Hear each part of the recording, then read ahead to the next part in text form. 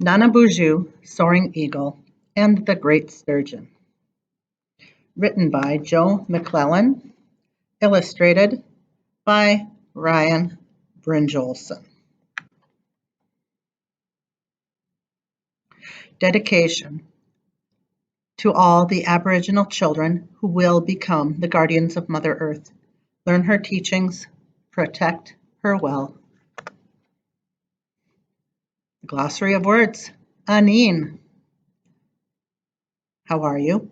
Uju. Greetings, welcome. Nimishomus, my grandfather. Nokomis, my grandmother. Ninoshens, my grandchild. Ambe, come. Manatuk, spirits or the spirit people. Miigwech, thank you.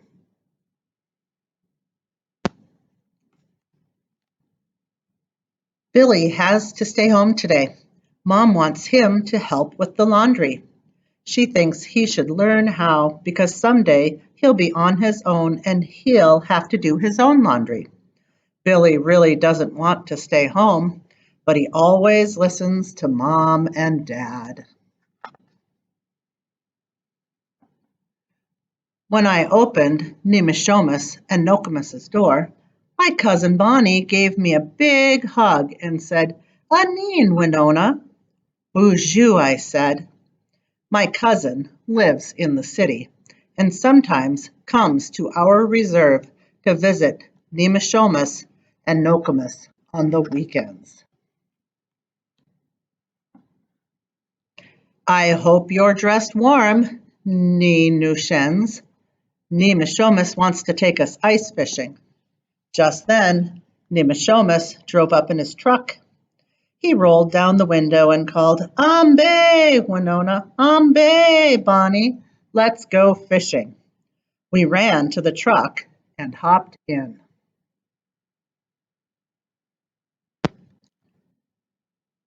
"I want to catch 100 fish," said Bonnie. "I want to catch 1,000, I said. "I want to catch 1,000,000. "I want to catch 1,000,000,000,000. "That reminds me of a story," Nimishomis said.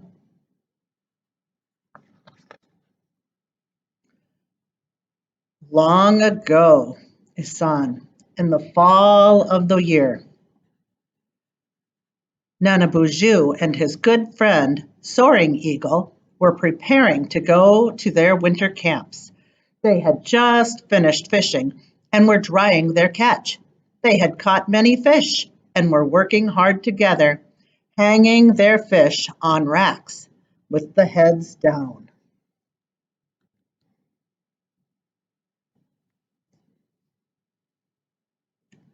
When winter came and the lake froze, Nanabosho took off to his winter camp with all of the fish, his half and Soaring Eagle's half too.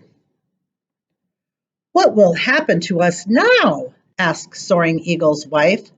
"We have no food for the winter."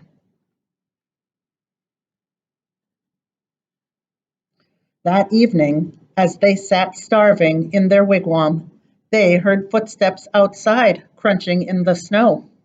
Someone cried out, "Soaring Eagle! Soaring Eagle! You are invited to a feast."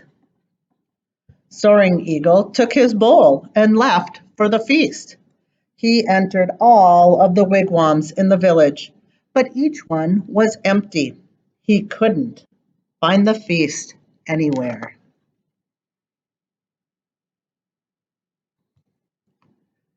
He went home and told his wife that he had failed. She and the children wept.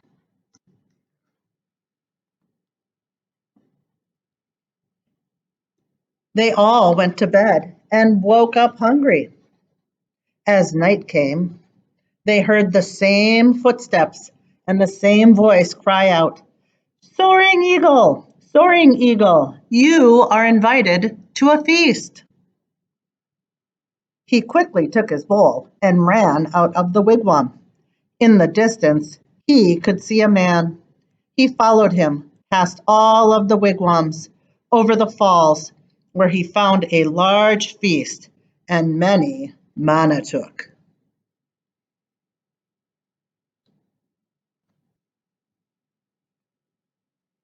They teased him and laughed and joked and fed him and gave him food to take home to his family.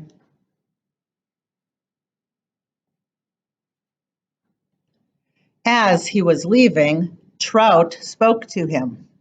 We know about the trick Nanabosho played on you and your family. We will tell you how to get some food because we feel sorry for you. Tomorrow, have your wife make some twine while you make a huge hole in the ice by the narrows of the lake. When this is done, tie your oldest child by the feet with the twine and lower him into the hole. When he reaches the bottom of the lake, he will catch some trout, and then you can pull him out. As soon as you have enough trout to live on for the winter, stop fishing. Miigwech, brother Trout, said Soaring Eagle, and he went home to tell his wife.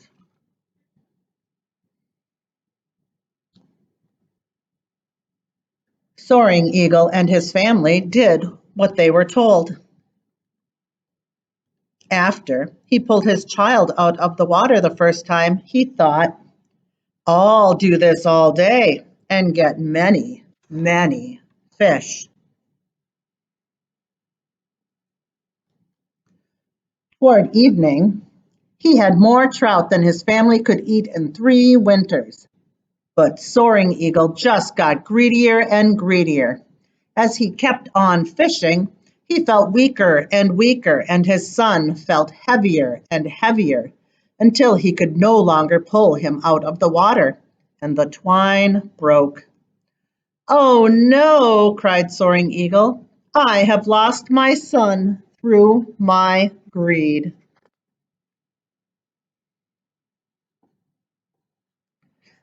That night, Trout came to him in a dream.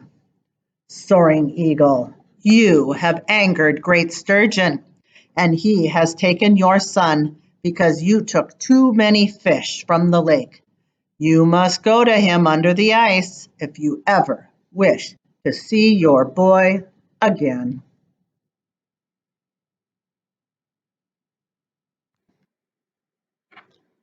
The next morning, Soaring Eagle opened the hole in the ice, lowered himself to the floor of the lake, and set off to find Great Sturgeon. An otter swam up to him and led him to where Great Sturgeon lived. Great Sturgeon was huge, and Soaring Eagle was terrified. I have taken your son because you have caught too many trout, said Great Sturgeon. Let this be a lesson to you. Take only what you need.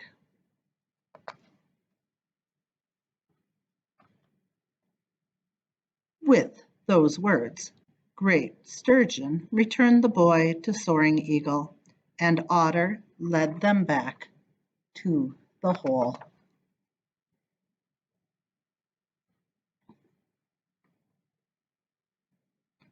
Soaring Eagle gave Otter the extra fish.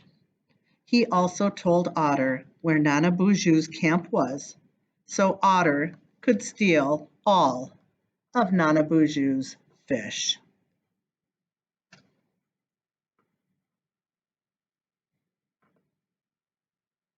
He did too, but that's another story. Here we are at our fishing hole, said Ni Mishomas.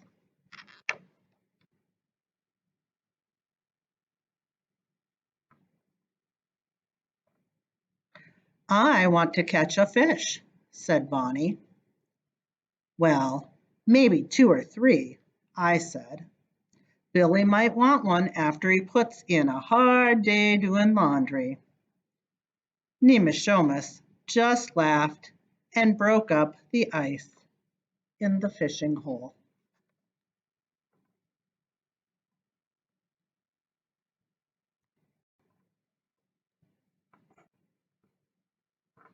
Some information on the sturgeon.